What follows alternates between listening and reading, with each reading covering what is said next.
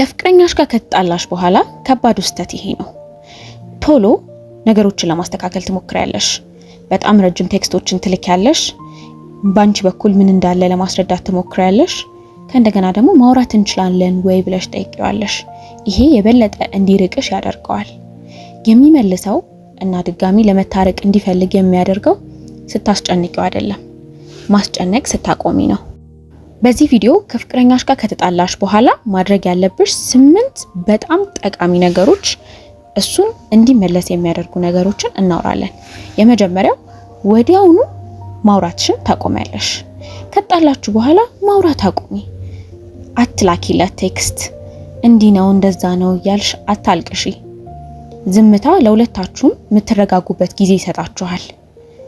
ሊናፍቅሽ ደግሞ አይችልም ሁሉ ጊዜ ቴክስት እያላክሽለት ከሆነ። ስለዚህ ዝም ብለሽ የሚናፍቅሽ ጊዜ እንዲኖረው አድርጊ። ሁለተኛው ጥላችሁን ለማሸነፍ አትሞክሪ። አንዴ ተጣልታችኋል። አሁን ማን ነው ትክክል የሚለው አይደለም ዋናውና በጣም አስፈላጊው ነገር ማን ነው በስሜት የበሰለው ሰው የሚለው ነው። ለምሳሌ አንቺ ለማስረዳትና አንቺ ልክ መሆንሽን ለማሳመን መሞከርሽ አይቀርም፣ እሱም እንደዛው። ያ ግን የባሰ ያራራቀውና ተመልሶ እንዳይመጣ እያደረገው ነው የሚሄደው። ስለዚህ እኔ ልክ ነኝ ብለሽ በምትይበት ጊዜ እሱም የራሱን ኢጎ ለመጠበቅ ብሎ መቅረቱ ስለማይቀር አያናግርሽም። ስለዚህ ፖይንትሽን ልክ ነው ብለሽ ፕሩቭ ለማድረግ መሞከር የለብሽም። ሰላም ወደ አንቺ እንዲመጣ ያደርገዋል። ስለዚህ ዝም በይ በቃ አንዴ ተፈጥሯል። አሁን በስሜት የተሻለው ማን ነው፣ የተሻለ የስሜት ብልህነት ያለው ማን ነው የሚለው ነው ዋናው ነጥብ። ሶስተኛ ወደ ራስሽ ህይወት ሙሉ በሙሉ ተመለሽ። ወደ ስራሽ፣ ወደ ጓደኞችሽ፣ ትምህርት የምትማሪ ከሆነ ወደ ትምህርትሽ እና ደግሞ ራስሽን ወደ መንከባከብና ራስሽን ወደ መጠበቅ መመለስ አለብሽ። ዝም ብለሽ ተቀምጠሽ እሱን እየጠበቅሽ እንዳልሆነ ካወቀ ስላንቺ ማሰብ ይጀምራል እና ስላንቺ ማሰብ በጀመረ ቅጽበት ደግሞ ወደ አንቺ የመመለስና የመምጣት ፍላጎቱ እየጨመረ ነው የሚሄደው። አራተኛው ከፍቅረኛችን ጋር ስንጣላ በእርግጠኝነት ሁሉ ጊዜ የምናገኘው ሁሉ የምናዋራውና በጣም የለመድነው ሰው ስለሆነ ሳናወራ መቅረት በጣም ይከብደናል።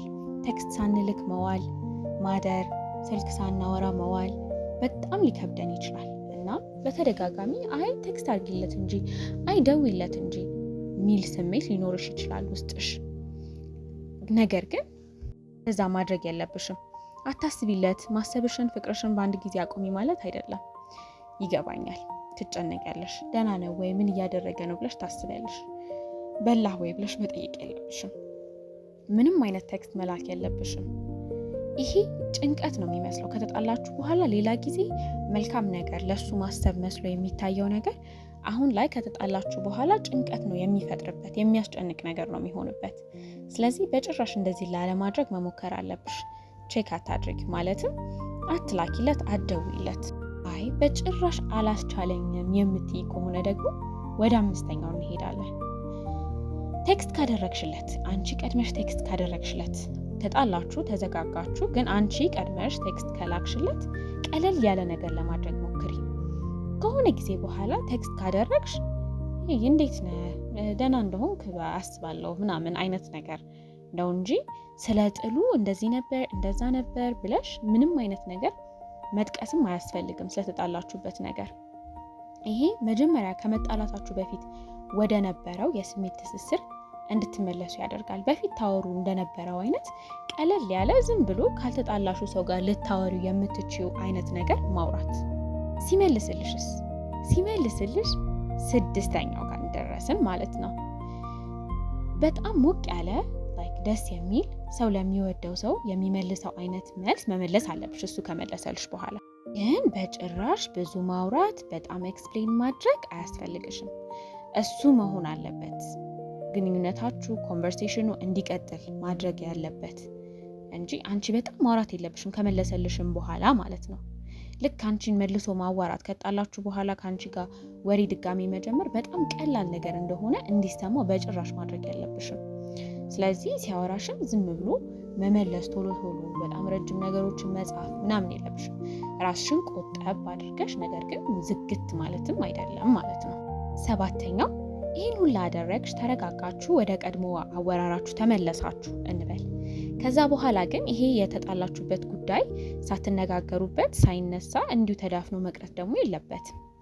ይህንን መቼ ነው የምታደርጉት? ነገሮች ከተረጋጉ በኋላ ወደ በቀድሞ ስሜታችሁ ከተመለሳችሁ በኋላ የዛን ቀን ሁለታችንም በጣም ስሜታዊ ሆነን ነበረ እና እርስ በእርስ እንድንረዳዳ እፈልጋለሁ የሚለውን ነገር ታነሻለሽ ማለት ነው። እሱን ጥፋተኛ እንደሆነ እንዲሰማው የሚያደርግ አይነት ንግግር በጭራሽ መሆን የለበትም። ይሄን በጣም መጠንቀቅ አለብሽ። አንተ ነህ አንተ እንደዚህ አድርገህ የሚል ነገር በጭራሽ መጠቀም የለብሽም። ይሄ የባሰ እንዲርቅ የሚያደርግ ነው።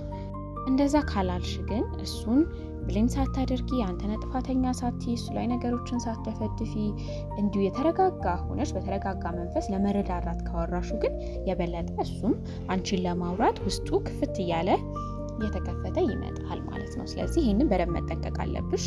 8ኛውና በጣም ትልቁ መረዳት ያለብሽ ነገር የሆነ ሰውን እንዲመጣ ተናግረሽ ወደ አንቺ እንዲመለስ ተናግረሽ በቃላት አይደለም የምታሳምኚው፣ ስሜቱን ነው መቀየር የምትችይውም ማለት ነው።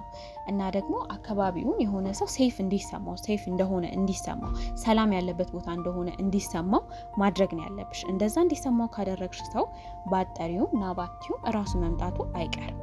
ስለዚህ በስሜት የበሰልሽ ሆነሽ ራሱ ጊዜና በራሱ ሰዓት ወደ አንቺ ተመልሶ እንዲመጣ ማድረግ መቻል አለብሽ ማለት ነው። ብዙ ጊዜ ሰዎች ከጥል በኋላ በቃ መልሰው ቴክስት ማድረግ እንደዚህ ነው ማለት 10 ጊዜ ኤክስፕሌን ማድረግ ወይ ደግሞ ያንን ሰው ጥፋተኛ ማድረግ ነው የሚያደርጉት። ይሄ ደግሞ የባሰ ጥሉን እያበዛና እያራራቃችሁ ይሄ።